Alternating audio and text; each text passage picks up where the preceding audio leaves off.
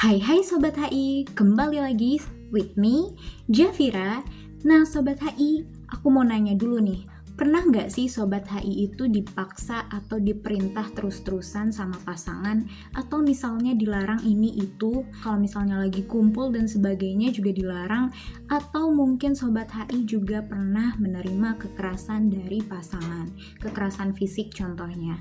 Nah, mungkin kalau kamu mengalami hal-hal seperti ini, kamu sedang berada dalam toxic relationship. Kali ini aku mau bahas tentang tipe-tipe pasangan yang bisa menggiring kamu ke toxic relationship itu sendiri. Sebelum itu, aku mau bahas dulu tentang toxic relationship itu apa sebenarnya. Secara sederhana, toxic relationship itu adalah hubungan yang gak sehat, adalah hubungan yang penuh racun. Nah, menurut dari Dr. Lillian Glass sendiri, toxic relationship itu adalah setiap hubungan antar orang yang tidak saling mendukung dan cenderung menimbulkan konflik dalam hubungan ketika seseorang berusaha untuk merusak pasangannya. Jadi toxic relationship di sini bisa merusak kita atau justru pasangan kita. Kalau kamu sedang berada dalam toxic relationship, kamu cenderung memiliki tanda-tanda hubungan yang seperti ini. Yang pertama adalah kamu merasa lelah. Lelah karena apa? Karena dikontrol, karena dilarang ini itu. Misalnya pernah nggak sih ketika kamu ngumpul sama temen, padahal cuma ngumpul temen angkatan, tiba-tiba pasangan kamu, coba pap, siapa aja yang ada di situ, coba liatin semuanya, siapa aja cewek yang ada di situ, kamu nggak boleh deket-deket sama ceweknya dan lain sebagainya, kayak gitu. Atau misalnya kamu juga punya pasangan yang cenderung untuk memerintah, nyuruh, nganter jemput dan lain sebagainya tanpa memperhatikan perasaan atau kondisi fisik kamu saat itu.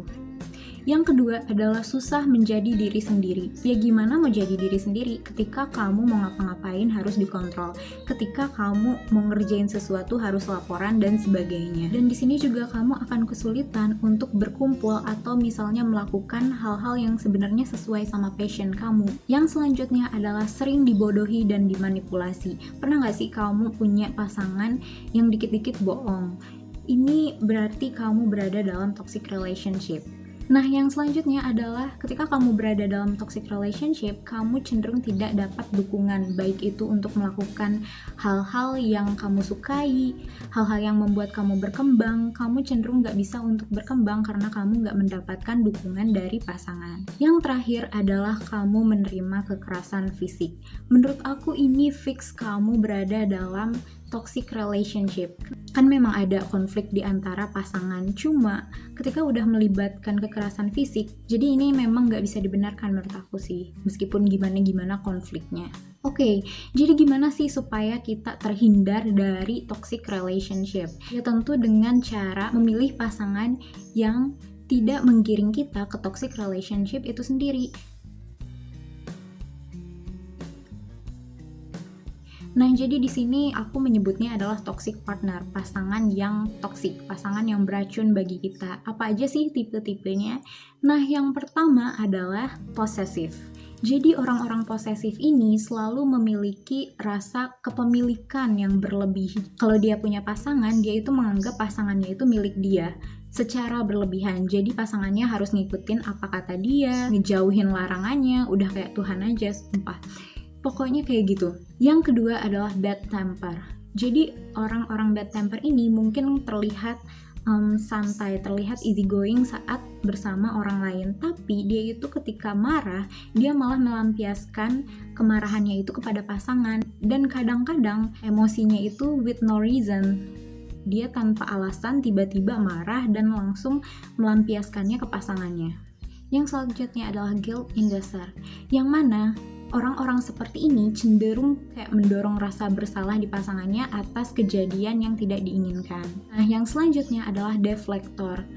Gak jauh beda sama yang sebelumnya, deflektor ini juga masih berkaitan dengan memunculkan perasaan bersalah, tapi dia itu cenderung lebih terang-terangan. Dia cenderung langsung menyalahkan pasangannya. Misalnya dia telat, dia nyalahin pasangannya, jarinya kepentok meja, dia nyalahin pasangannya, dan lain sebagainya. Pokoknya dia itu selalu menyalahkan pasangannya atas apa yang terjadi, tapi ini secara terang-terangan banget. Yang selanjutnya adalah user. User itu adalah tipe-tipe orang yang suka memanfaatkan kamu untuk mendapatkan keuntungan material ataupun keuntungan apapun itu dengan cara memanipulasi kamu atau misalnya membohongi kamu. Kamu gak mau kan dimanipulasi sama pasangan, jadi kamu juga harus menghindari tipe orang user kayak gini. Nah Sobat HI, pernah gak sih kamu itu diremehkan, gak bisa ngapa-ngapain, gak pernah diapresiasi, dan yang paling parahnya, yang melakukan olok-olok atau peremehan terhadap kamu itu adalah pasangan kamu sendiri. Kalau gitu, berarti pasangan kamu adalah tipe DP kreator. Jadi maksudnya di sini, pasangan kamu itu cenderung untuk meremehkan kamu, nggak pernah ngapresiasi apapun prestasi kamu. Dia tuh cenderung mengolok-olok, bahkan di depan publik, di depan banyak orang. Jadi dampak dari ini adalah kamu cenderung memiliki kepercayaan diri yang berkurang karena terus-terusan diremehkan. Oke, yang terakhir adalah over dependent, over manut. Menurut aku ini mendekati arti dari kata bucin, budak cinta. Jadi dia itu cenderung untuk melakukan apapun yang diperintahkan ataupun apapun keputusan dari pasangannya. Kenapa ini berbahaya? Karena orang bucin atau misalnya orang over dependent yang selalu berusaha untuk mengikuti apa keinginan pasangan, cenderung nggak bisa membedakan gitu loh, membedakan mana yang baik dan mana yang benar. Pokoknya dia itu berusaha untuk selalu memenuhi keinginan dari pasangannya. Misalnya kita lagi di jalan, terus pasangan kita minta, ya cepetan lah ngebut. Padahal kan kalau ngebut, itu tuh bisa meningkatkan kemungkinan kita untuk kecelakaan. Itu contoh simpelnya. Menurut aku, harus ditekankan dulu bahwa orang yang cenderung bertujuan untuk menyenangkan pasangannya itu berbeda sama orang-orang over dependent.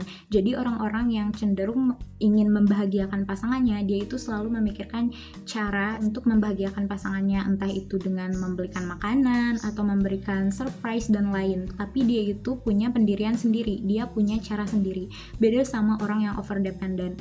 Over dependent itu selalu ngikut, selalu ngeiya-iyain aja yang dipilih pasangannya meskipun itu di luar akal sehat gitu loh. Menurut aku, over dependent itu bukan tipikal pasangan yang baik, karena menurut aku pasangan yang baik itu bisa ngingetin ketika kita salah, bisa membuat diri kita lebih baik. Sementara orang-orang over dependent ini cenderung untuk hanya mengikuti kita aja gitu. Oke guys, mungkin segitu aja dari aku tentang toxic partner atau pasangan beracun yang bisa menggiring kalian ke toxic relationship. Mungkin kalau aku ada kesalahan atau misalnya kekurangan, kalian bisa langsung komen di bawah. Terus juga seperti biasa, aku minta dukungannya untuk klik subscribe, like, dan share. Makasih banyak udah nonton dan sampai jumpa di video selanjutnya. Dadah!